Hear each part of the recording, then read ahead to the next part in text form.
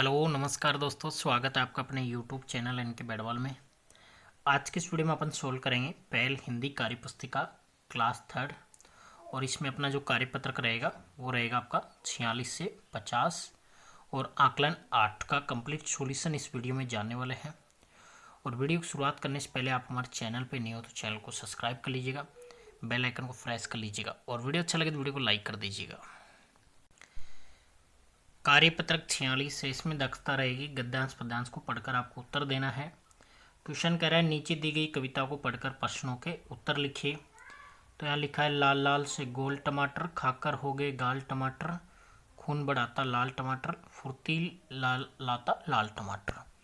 तो आपको कुछ क्वेश्चन दे रखे हैं, उनके आंसर लिखेंगे। ऊपर दी गई कविता में टमाटर शब्द कितनी बार आया है? तो 4 बार आया है। कविता में आए फुर्ती शब्द का अर्थ क्या है? जल्दी से। फिर नीचे आपको एक कविता दे रखी है, उसको आपके नीचे कुछ क्वेश्चन दे रखे हैं, उनको भरना। पेड़ धरती पर हमारे सबसे अच्छे दोस्त हैं, इनके बिना हम जी नहीं सकते। हम पेड़ों को थोड़ी सी जगह और थोड़ा सा पानी देते हैं, इसके बदले में वो हमें जीवन के साथ साथ और भी बहुत कुछ देते हैं। पेड़ों से हमें साफ और शुद्ध हवा मिलती है, पेड़ हमें भोजन देते हैं। हमारा कर्तव्य है कि हम पेड़ उगाएं और उनकी रक्षा करें। तो पहला प्रश्न इसमें कह रहा है पेड़ धरती पर सबसे अच्छे क्या हैं? दोस्त भर देंगे इसमें। पेड़ हमें भोजन देते हैं तो भोजन भर देंगे। हमारा कर्तव्य है कि हम पेड़ उगाएं और उनकी रक्षा करें। तो इस प्रकार अपना कार्यपत्रक 46 कंप्लीट हो जाएगा और पेज नंबर 63 कंप्लीट हो जाएगा। नेक्स्ट जो कार्यपत्रक है आपका वो है 47। कार्यपत्रक 47 में कह रहा है कविता को आगे बढ़ाइए। सर सर सर उड़ी पतंग, फर फर फर उड़ी पतंग, इसको काटा उसको काटा, खूब लगाया सैर सपाटा। तो आगे बढ़ाएंगे। ऊंची ऊंची उड़ी पतंग, पहाड़ों के ऊपर उड़ी पतंग, एक दूसरे ने काटी अपनी पतंग, कटी पतंग ले चली हवा। इस प्रकार आप अब इसको आगे बढ़ा सकते हो। फिर नेक्स्ट जो कह रहा है क्वेश्चन नंबर 2, कविता को अपनी कल्पना से लिखिए। मक्खी ने छीका आछी, मच्छर ने छीका माछी, और हाथी ने छीका काछी, चूहे ने छीका लाछी, और चींटी ने छीका बाछी, और तितली ने छीका फाछी, और बंदर ने छीका धांची। तो इस प्रकार अपन इसको आगे बढ़ा देंगे और अपना पेज नंबर 64 कंप्लीट हो जाएगा। अगला जो आपका कार्यपत्रक है वो है 48। अपनी कल्पना से कविता और कहानी को आगे बढ़ा पाना। नीचे दी गई कविता को पूरी कीजिए। तितली में रंग भरिए। तो इसमें आपको कलर भरना है तितली के अंदर, तो आप अपने हिसाब से जो भी आपको अच्छा लगता है वो कलर भर सकते हो। तो इसको आगे बढ़ाएंगे। प्यारी प्यारी तितली बोल, पंख खां से लाई अनमोल, सुंदर तेरे पंख आधे गोल, हरे गुलाबी नीले पीले फूलों पर मैं रहती हूँ, बाग बगीचों में रहती हूँ, प्यारी प्यारी तितली बोल, आंखें तेरी कितनी अनमोल। इस प्रकार अपन इसको पूरा कर देंगे। प्रश्न संख्या 2 कह रहा है यदि आपके भी तितली जैसे पंख होते तो आप क्या क्या करते? इसको अपने हिसाब से लिखना। फिर भी मैं आपको बता देता हूँ। अगर मैं तितली होता मैं उड़ता और फूलों पर मंडराता, बाग बगीचों में घूमता। उसके बाद में नीचे दी गई कविता को कहानी को आगे बढ़ाना है। एक जंगल में एक हाथी रहता था। एक दिन वह पीपल के पत्ते खा रहा था। उस पेड़ पर मधुमक्खियों के बहुत से छत्ते थे। वहाँ एक भालू आया और हाथी से बोला, अरे यहाँ पर तो बहुत ढेर सारे मधुमक्खी के छत्ते हैं, आप इनसे बचे रहिएगा वरना ये काट लेंगे। फिर हाथी अपने भोजन करने में लग जाता है। तभी एक एक मधुमक्खी निकल कर आती है और बोलती है कि तुम्हें डर नहीं लग रहा कि हम तुम्हें काट सकते हैं? तो हाथी बोलता है मैं अपना काम कर रहा हूँ, तुम्हें बिना चोट पहुँचाए तुम लोग मुझे हानि नहीं पहुँचाओगे। हम ये जानते हैं कि इस वजह से मैं यहाँ पर अपना भोजन कर रहा हूँ। मधुमक्खी बहुत खुश होती है और उसके लिए जवाब से इसलिए कहते हैं कि किसी जानवर को परेशान नहीं करते हैं।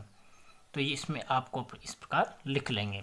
तो आपका जो कार्यपत्रक पेज नंबर 65 कंप्लीट हो जाएगा। नेक्स्ट जो कार्यपत्रक आपका 49 है। दक्षता अपनी कल्पना से कविता और कहानी को आगे बढ़ाना है।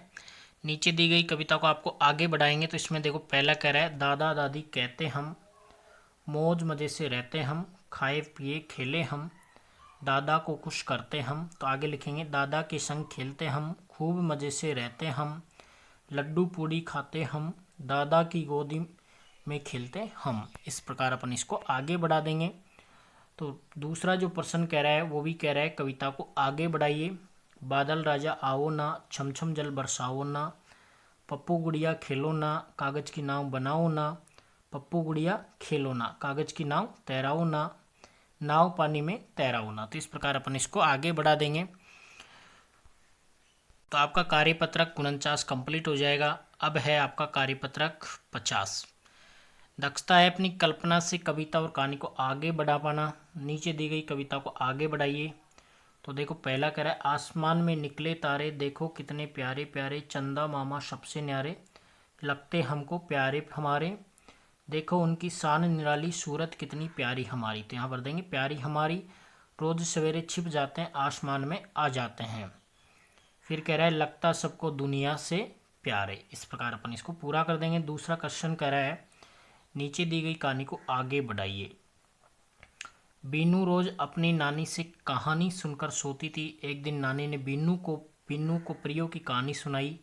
सुनाते सुनाते बीनू सो गई। उसे सपने में देखा कि यह एक राजकुमारी की कहानी है जो किसी राजकुमार से शादी नहीं करना चाहती थी, बल्कि उसे किसी मेहनती इंसान से शादी करना चाहती थी।